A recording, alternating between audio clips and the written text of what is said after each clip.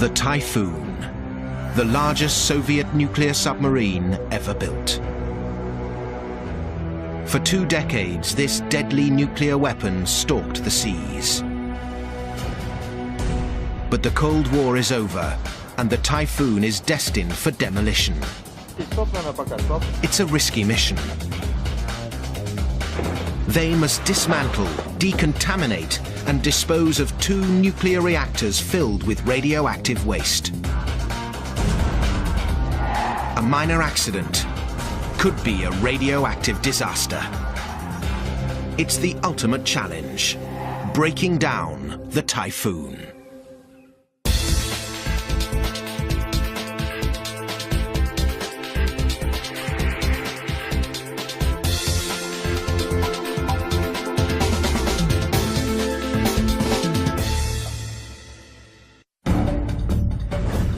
Severodvinsk, Russia, a small industrial city on the shores of the White Sea. The winter temperatures are brutal and the daylight hours are short. In this frozen no man's land sits one of the largest Cold War relics in the world, a Soviet nuclear submarine, NATO codename Typhoon. The Soviets, though, call it Akula, the shark, and like its namesake, it's a deadly predator. The massive sub is over 170 meters long, stands over 4 stories high, and weighs over 23,500 tons. It's almost as large as a cruise liner. In active service, this first strike war machine carried 20 nuclear missiles and housed 150 elite Soviet submariners. But now the Typhoon is in the hands of this man. Captain Vladimir Piroshkov is a former Russian Navy officer who served on nuclear submarines for over 30 years. Now he has a new mission, a mission that once would have been unthinkable. He's in charge of taking this monster sub apart, piece by piece, until nothing is left. This submarine was built in 1985. It has served out the entire Navy campaign. In its time, it was a war weapon, but sadly, its service days are finished. The Typhoon was constructed to withstand a nuclear strike. Deliberately deconstructing it was never considered by its Soviet designers. It will be an epic challenge for Captain Piroshkov and his crew, most of them also retired Navy officers. They've already stripped the Typhoon of its top-secret technology and its 20 nuclear missiles. But Captain Piroshkov knows how dangerous this sub still is. It's powered by not 1, but 2 nuclear reactors. Inside those reactors sit radioactive fuel rods and liquid nuclear waste. If that radiation escapes, this Typhoon could be a mini Chernobyl, potentially killing shipyard workers and poisoning the local residents. The entire town of Severodvinsk could be contaminated for years. Captain Piroshkov's team of specially trained salvage experts will take the Typhoon apart in 4 carefully controlled stages. Stage 1. Remove the highly radioactive uranium rods from the submarine's reactors. Stage 2. Remove the reactor's liquid coolant, also dangerously radioactive. Stage 3. Bring the sub into dry dock and cut its hull away, leaving only its radioactive reactor compartments. And finally, Stage 4. Float the radioactive compartments to a nuclear waste dump on a remote island 800 kilometers away. The breakdown will take place in the once top-secret Zvierdotchka shipyard. This is where the Soviet Union maintained the ships and subs of its Cold War fleet. It looks like an oversized junkyard, but it's one of only 3 facilities in Russia that can safely break down a nuclear submarine. Captain Piroshkov's mission begins on a bitter cold February morning. 24 hours before stage 1 of the breakdown begins.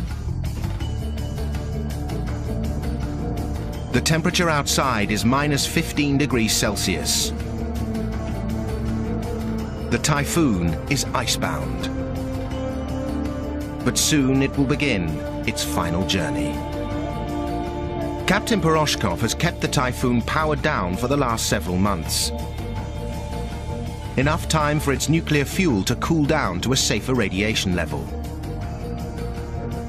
Deep in the reactor core, the fuel rods are still radioactive, but not hot enough to risk a nuclear chain reaction when they're removed.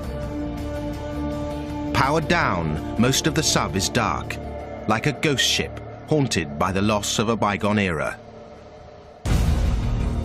The Soviet Navy first deployed the Typhoon-class submarine during the Cold War in the 1980s. It was the largest submarine ever built. Only 6 of its kind were ever constructed. It was designed with World War III in mind. A mobile attack weapon armed with 20 intercontinental ballistic missiles, each carrying multiple nuclear warheads. From deep beneath the sea, the Typhoon could hit targets over 10,000 kilometers away. A single one of these 83-ton nuclear missiles could destroy a city the size of New York. Creating a submarine to accommodate these missiles and a crew of 150 meant designing a revolutionary hull structure. The Typhoon is the only submarine ever built with not 1, but 2 inner hulls. They run side by side within the 170-meter external hull, improving the Typhoon's survivability. Even if one hull is breached, the crew could evacuate to the other hull for safety. The Typhoon is essentially a floating nuclear power station, generating enough energy to power a small city. Its giant propellers are driven by some of the biggest nuclear reactors ever put on a submarine. Captain Piroshkov's heading for those reactor chambers. He must inspect them one last time before dismantling begins. His path takes him by the sub's various amenities, including the gym. A sailor on a submarine doesn't have very many opportunities to move around. So on the Typhoon, they had a gym. Here, there's a punching bag. If you want to work on your cardio, here you have a basic treadmill. Sub-commanders and their crews lived underwater for up to 4 months. It was a town beneath the sea. And the Typhoon had one luxury not found on any other sub. Because of its unique size, this particular submarine allowed for a swimming pool where the sailors could go for a swim. Captain Piroshkov's destination is Compartment 19, the site of the Typhoon's nuclear reactors.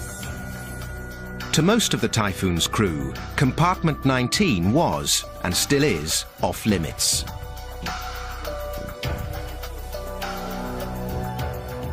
Most nuclear-powered subs have 1 reactor. The Typhoon has 2. A submarine's reactor is essentially a highly radioactive boiler.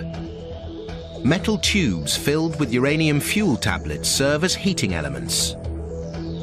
Water circulates around these radioactive fuel rods, cooling them and producing steam.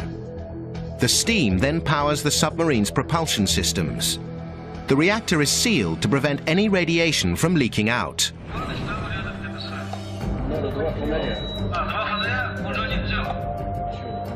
At dawn, Captain Piroshkov's team of engineers will begin the dangerous task of removing the nuclear material from the twin reactors. They have wrapped the entire area in plastic. It looks flimsy, but in the worst-case scenario of a radiation leak, it will contain the radioactive particles and protect the crew. This area will be totally off-limits once they breach the reactor's lid and expose the fuel rods. With just hours to go, everyone is on high alert. Captain Piroshkov is about to give the order to breach the Typhoon's reactors. The sub's nuclear fuel rods must be removed from its reactor cores. They'll be encased in these radiation-proof containers and lifted out by this giant 72-ton crane. But the weather may be the wild card in Captain Piroshkov's plans. The shipyard sits 2,800 kilometers from the North Pole. Fierce winter storms with strong winds can strike without warning. A rogue gust of wind hitting the crane while it's unloading could cause a deadly radiation leak. So the crane has an automatic shut-off sensor. If the wind is too strong, the 72-ton machine will instantly shut down. A heavy winter storm threatens the city. But Captain Piroshkov decides to go ahead despite the weather. He gives the order to begin the destruction of the largest submarine ever built. Stage 1 of the Typhoon submarine dismantling. The team begins the removal of fuel from the sub's 2 reactors. Now Viktor Yarmoshenko takes over. He's the engineer in charge of the reactor defueling operation. We do this to protect the environment. We wouldn't want a radioactive waste collecting on the sea bottom. Also, we're aware that spent nuclear fuel can be used in nuclear terrorism to make a dirty bomb, so we have to carefully remove it. Viktor's challenge is something the Typhoon's designers never envisioned. He must break into its reactors and remove the radioactive uranium fuel rods without exposing his team or the environment to the deadly radiation. The defueling process is potentially very dangerous, so we have to maintain very strict rules of radiation safety here and constantly monitor the reactor. He clears the submarine of all personnel. No one is allowed inside the reactor compartment once the defueling begins. It's simply too dangerous. They load the first uranium rod into a special transport container made of radiation-proof lead. A crane then lifts this lead bottle off the sub and swings each rod into the storage hangar. Everyone is on edge.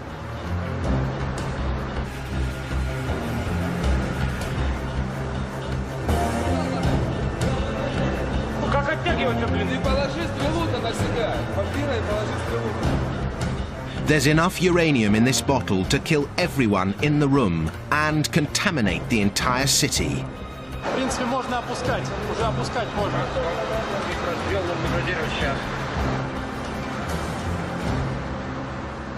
The workers guide the fuel rod with extreme care into another radiation-proof drum.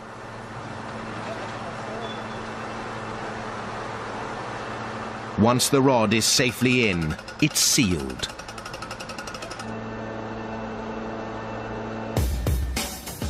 The crane performs this delicate and dangerous operation many times in the next several days. There can't be any lapses of attention, despite the freezing cold or the pent-up tension.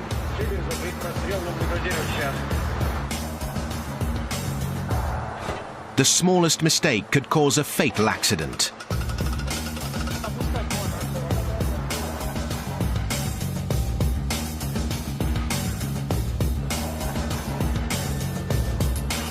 When the last uranium rod is sealed inside the storage container, stage 2 begins, removing the radioactive liquid coolant from the dead reactors.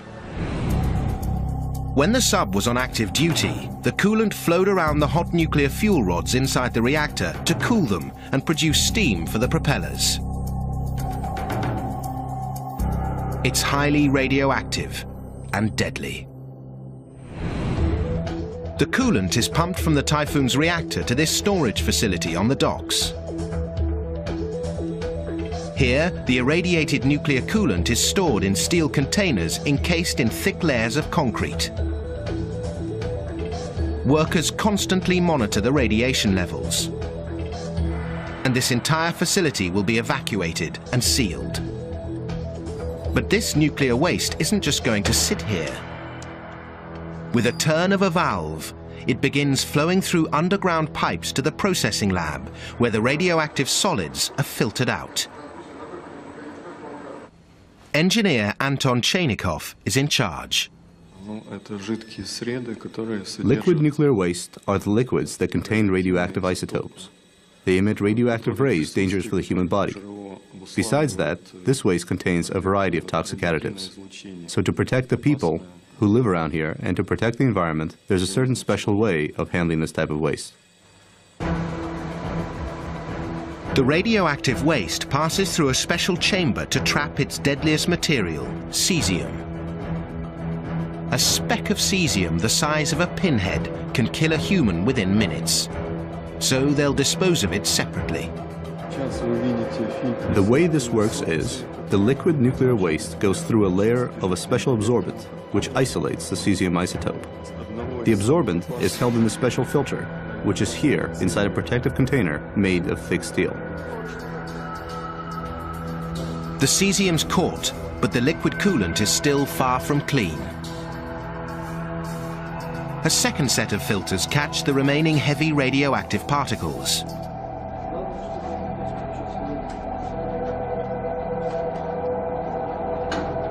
It all happens inside these thick steel containers to protect Anton's team. A powerful dryer then turns the solids separated from the liquid coolant into a highly radioactive concentrate, the consistency of salt. So it means, as a result of the processing, the volume of nuclear waste is reduced by 100 to 1,000 times. Anton takes samples of the water separated from the radioactive concentrate and sends them to an off-site lab for purity testing. When he receives final confirmation that the water is completely free of radiation and toxins, Anton will order it flushed into the sea. Stage 1 of the Typhoon's dismantling took days. Stage 2, processing liters of nuclear coolant, takes several months. And just like the earlier removal of the fuel rods, constant attention can be the difference between life and death for Anton's crew. Workers continually monitor radiation levels with Geiger counters. We have documents that set a norm for radiation levels for personnel which can't be exceeded.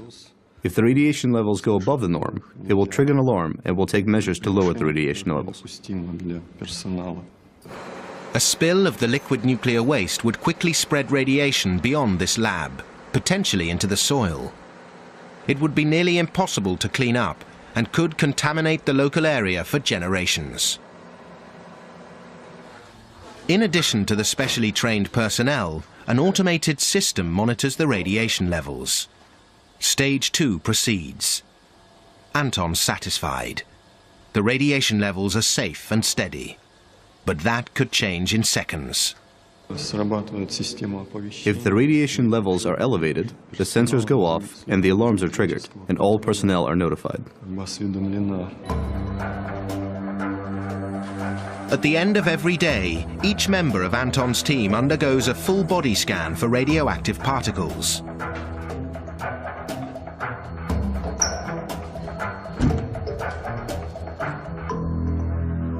Anton gets the white light. He's in the clear.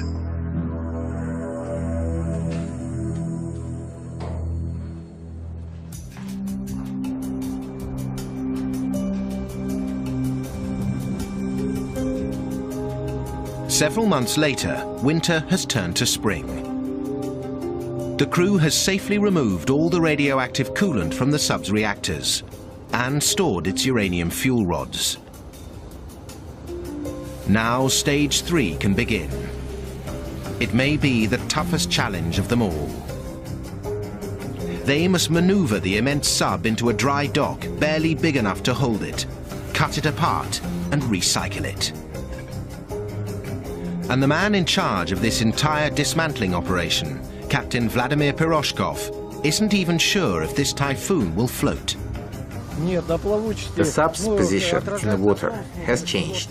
We must make sure it doesn't tip forward or sideways.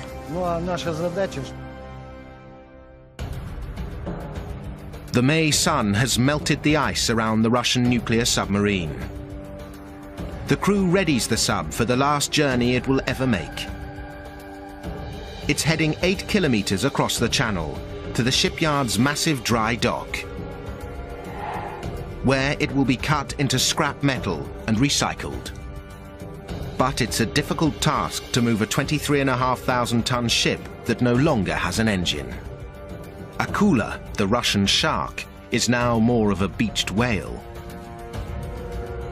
But first, the crew must lighten the huge sub, or the tugboats won't be able to maneuver it into the dry dock.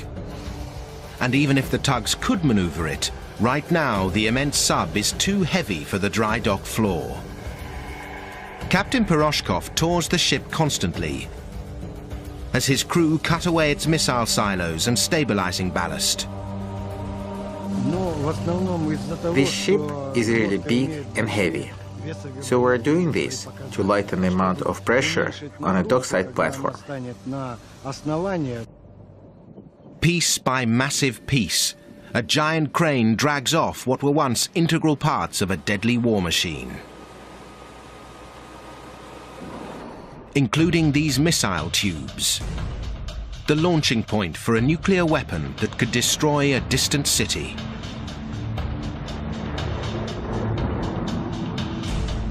Now it's just scrap metal, destined for recycling. It takes the crew 3 weeks to strip away the heaviest sections of the Typhoon. The captain's bridge, huge chunks of the outer hull, and parts of the sub's steering and stabilization systems. So, you see here, the vertical steering fin has been removed. It is really not necessary for maneuvering the sub into the dock, so we cut it off. They must also remove the sub's unique protective layer. This is hydroacoustic coating. It covers the submarine hull in its entirety. The rubber absorbed acoustic signals from the inside of the sub, making it virtually undetectable to the enemy. Typhoon's primary defense against surveillance and attack subs. In order to dismantle the outer hull, we need to take all this rubber coating off, and the metal is then recycled. The rubber is also recycled. It can be melted down and used to add in asphalt or car tires. The captain must make sure the Typhoon is ready to be brought into the dry dock. Inside, they will beach her on a flat platform. Anything on the outside of the hull that might cause it to topple over must be cut away while the sub is still afloat. Meanwhile, on the other side of the harbour, the dry dock is ready for the sub's arrival. Engineers and construction workers have built a giant framework of steel and concrete to hold and support the Typhoon. These supports will take the entire weight of the massive submarine when the water's drained from the dry dock. But the sub must be parked exactly above these supports. If she's not, she could topple over when the water drains and crash to the bottom of the concrete pool. Dockmaster Yuri Kavardin must line up the 170-meter vessel with absolute accuracy. These are the stocks. This is where the ship will be placed. We have to park the ship on these stocks with the accuracy of 50 millimeters. That is the margin of error we have. The stocks are ready. The tugboats are standing by. Captain Piroshkov's crew aboard the Typhoon reel in its anchoring cables. It's about to begin its final journey. It's a task of remarkable precision. The dry dock was never designed with a Typhoon-class submarine in mind. Its gate is only 25 meters wide. The sub's hull measures over 24 meters across, affording it less than half a meter of clearance on either side. That's a tight fit. And although the Typhoon's nuclear fuel and coolant have been removed, its reactor chambers are still highly radioactive. Worst case scenario, a collision with the dry dock gate could cause a radioactive leak. That's if it gets to the dry dock gate at all. The team has lightened the sub so that the tugboats can now tow it. But stripping it down has made it unseaworthy. There is no manual for dismantling a Typhoon.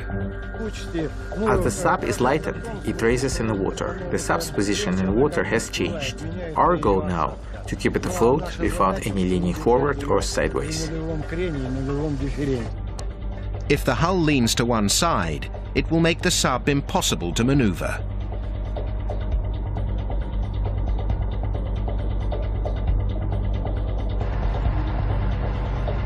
The tugboats move into position and attach their massive ropes.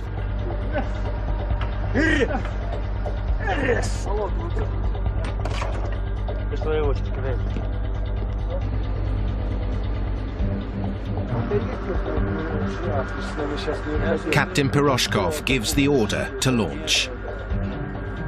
He'll direct the sub as far as the dry dock gate.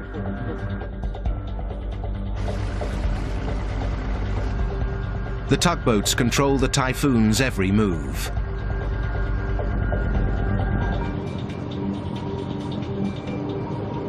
This giant is now completely helpless. The Typhoon moves at a snail's pace, a far cry from its submerged top speed of 50 kilometers an hour. Centimeter by centimeter, meter by meter, tugboats and sub approach the dry dock gate. Then one of the tugs pushes too hard. It's a tiny miscalculation, but it's magnified by the sheer size of the monster sub. The sub swings right. The momentum from its 23,500 tons can't be stopped.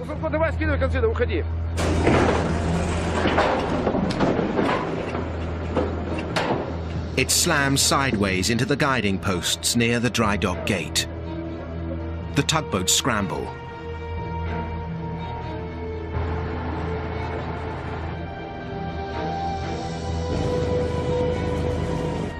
If the hull's been breached, the sub could sink where she sits and block the access to the shipyard. The crew rush to assess the damage. They inspect the sub's hull for the slightest tear.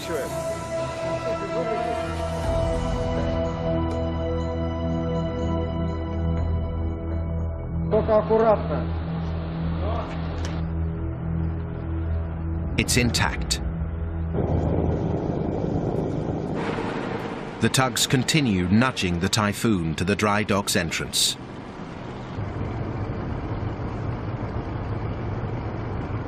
From this point on, Dockmaster Yuri Kavardin is in charge.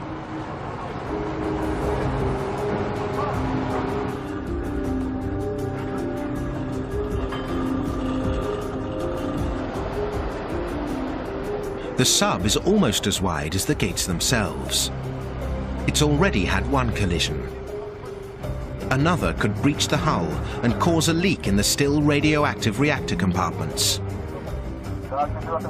Everything's down to Kavardin's directing skills. It's like parking a tank in a garage built for a car. Kavardin's skill is holding, so far. There are just centimeters between an immovable wall of solid concrete and the monster submarine.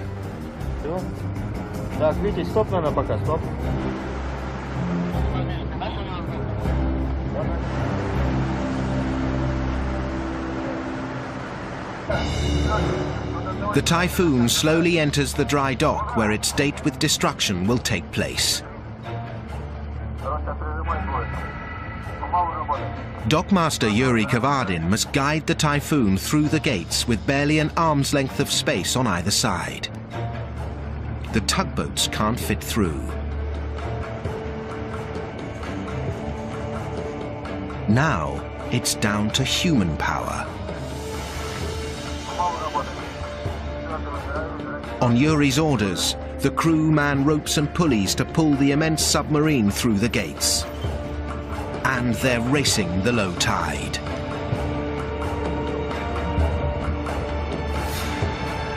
If the tide turns before they get the Typhoon inside, the current will drag it back out into the main channel. The entire day's operation will have been wasted.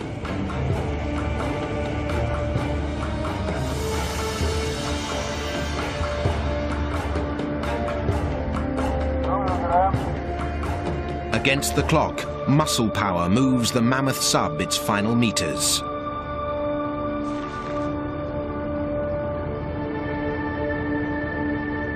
Just as the tide begins to turn, the gates swing shut.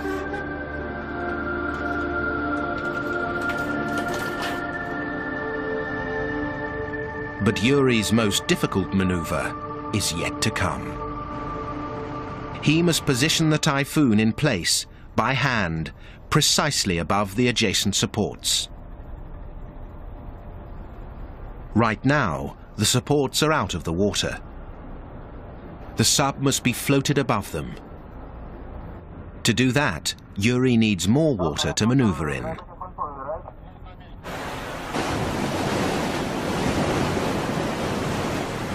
Huge pumps turn on. Water surges into the massive pool.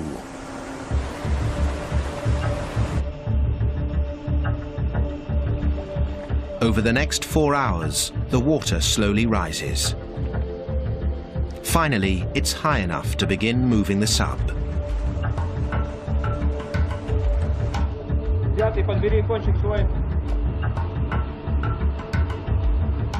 Ropes fan out. The crew is ready.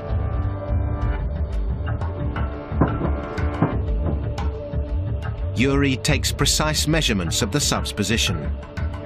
He must line up a ship the length of nearly 2 football pitches over the supports with the tiniest margin of error.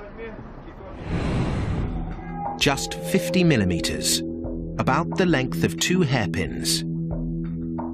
If it's not aligned exactly, when the water drains, the Typhoon could overbalance and crash to the dry dock's concrete floor, with its 2 empty but still radioactive reactor chambers. Yuri checks and rechecks the measurements. They're not adding up. He sends a diver down for a visual check.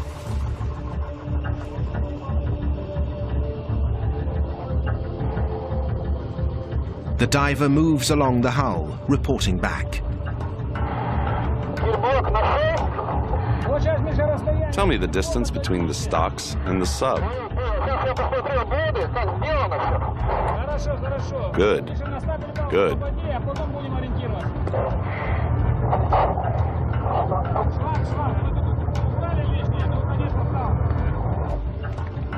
After 20 minutes, he resurfaces. As far as he can tell, the sub is in position. But no one will know for certain until it comes down.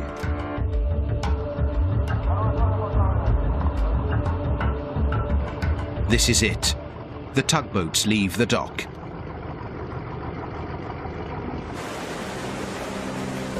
Massive pumps turn on, slowly sucking the water from the dry dock. The Typhoon, the biggest submarine ever built, is revealed in its entirety.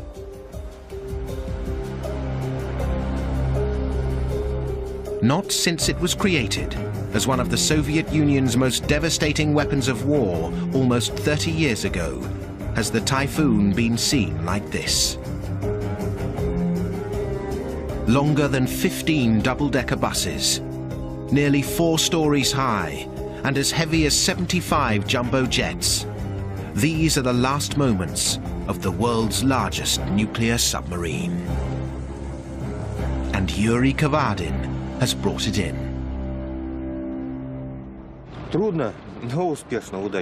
It was difficult, but everything is successful. The ship is sitting within the parameters, so all is well. How I feel right now? Just tired, but also happy that it went well. His job is done. Now it's time to turn this once mighty war machine into scrap metal. The Typhoon began as a triumph of Soviet nuclear engineering and shipbuilding. Now it's simply an immense lump of steel. But not just any steel. The Typhoon was made from only the best and the strongest steel in the Soviet Union. Russia needs this super steel for future projects, and the Typhoon can provide thousands of tons.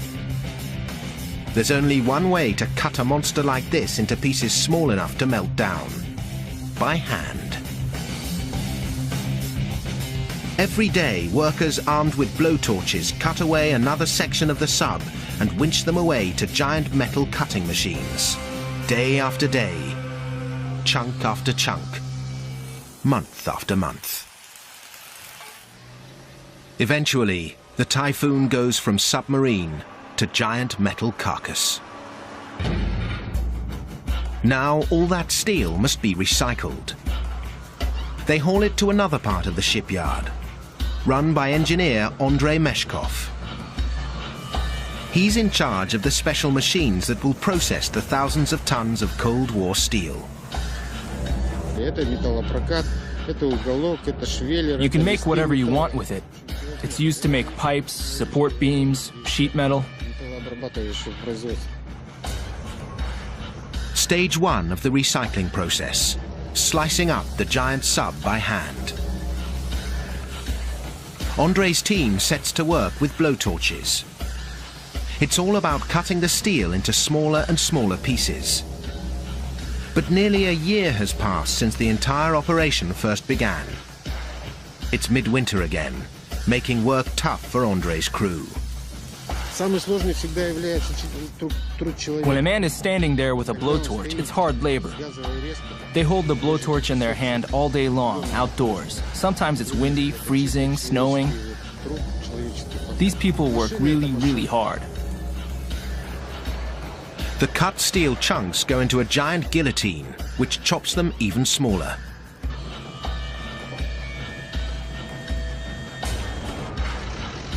Once, the Typhoon's protective outer hull withstood incredible pressure as it cruised the ocean's depths. But now the guillotine crushes that same hull like a piece of cardboard.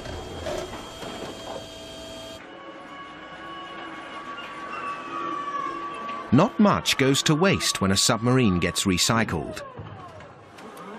One of the sub's most valuable components is its hundreds of tons of copper wire.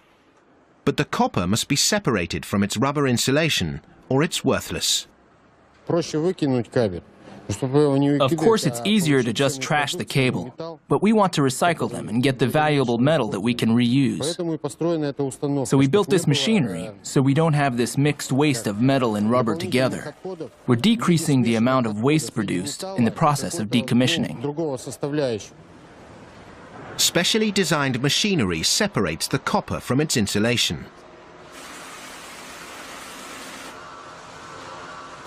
And churns out fine chips of pure copper ready to be resmelted.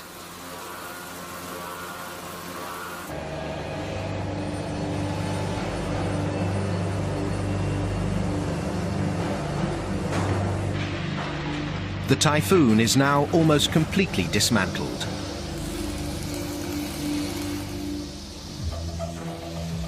There's virtually nothing left of the gigantic sub that once weighed over 23,500 tons. What does remain is too dangerous to recycle. The small core that once housed the sub's nuclear heart, its twin nuclear reactors. Its uranium fuel rods and coolant have been removed, but its 2 reactor compartments are still radioactive. They remain attached to 4 empty compartments to shield the radiation and keep the sub afloat. This metal can't be used again. The whole block must be towed to a Russian nuclear waste site on a remote island off the Kola Peninsula. Dockmaster Yuri Kavardin is in charge again. He'll direct the reactor chamber off its supports and into a deep section of the dry dock, where it can be towed out to the open harbour. But first, they must flood the dry dock. 3 huge pumps force in millions of litres of water. The operation lasts 3 hours. 3 million litres. 7 million. 11 million. The dry dock slowly fills. Finally, at around 15 million litres of water, they stop the pumps. The reactor compartment is afloat. Now Yuri must maneuver it into the deeper part of the pool and outside of the dry dock's gates.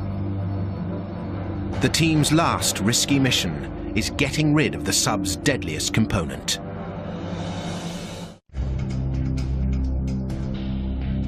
Dockmaster Yuri Kavardin must position the Typhoon's reactor block in perfect alignment with the dry dock's gates.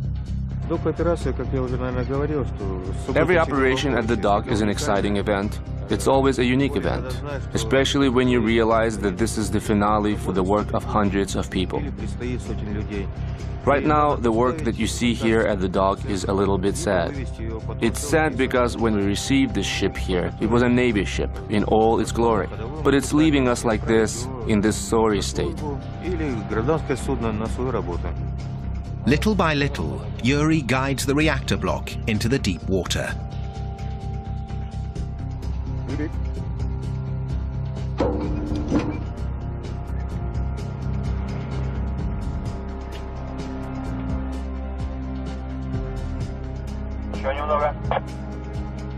Right now, the water level inside the dock is higher than the level outside the gates.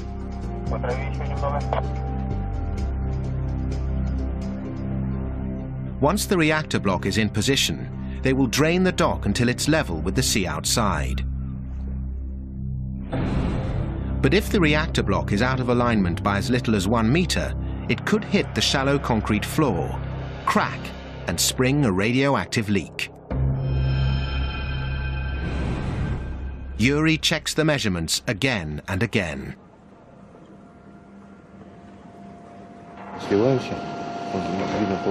Right now the water is going down and I'm checking its position from 3 viewpoints.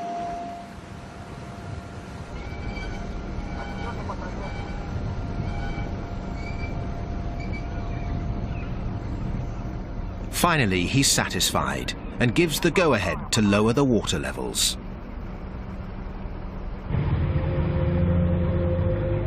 The gates open one last time for the Typhoon.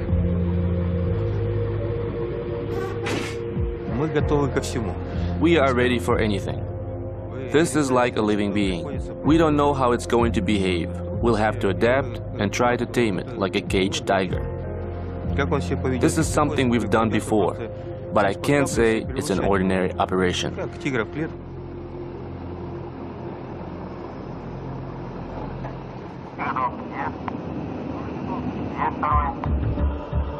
The workers attach 7 pulleys with heavy-duty ropes. They will control the movement of the reactor block manually, tightening or loosening each rope as Yuri orders. The tugs are in position to push the block out of the dry dock.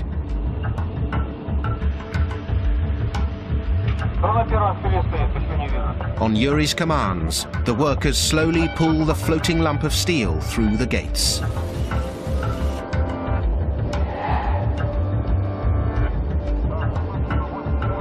There's only a meter on each side to maneuver. It can't be allowed to collide with the gates. A collision could breach the radioactive reactor chamber. All eyes are on Yuri.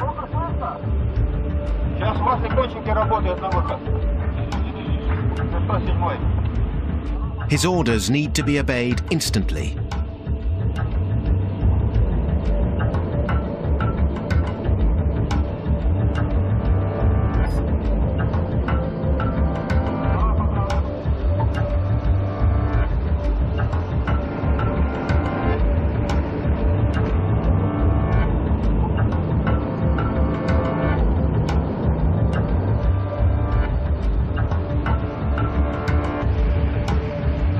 The reactor block squeezes through with only centimeters to spare.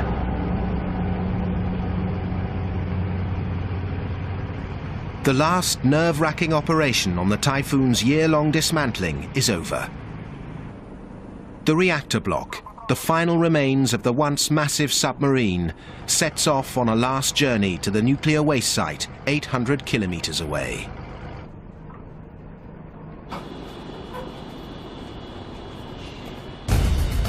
For 2 decades, the Typhoon prowled the oceans of the world, the Soviet Navy's supreme underwater trump card in the Cold War.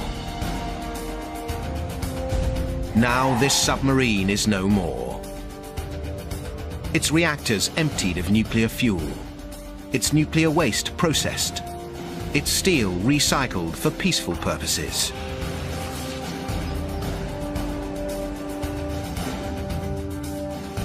Captain Piroshkov and his crew chiefs gather a final time to reminisce and remember.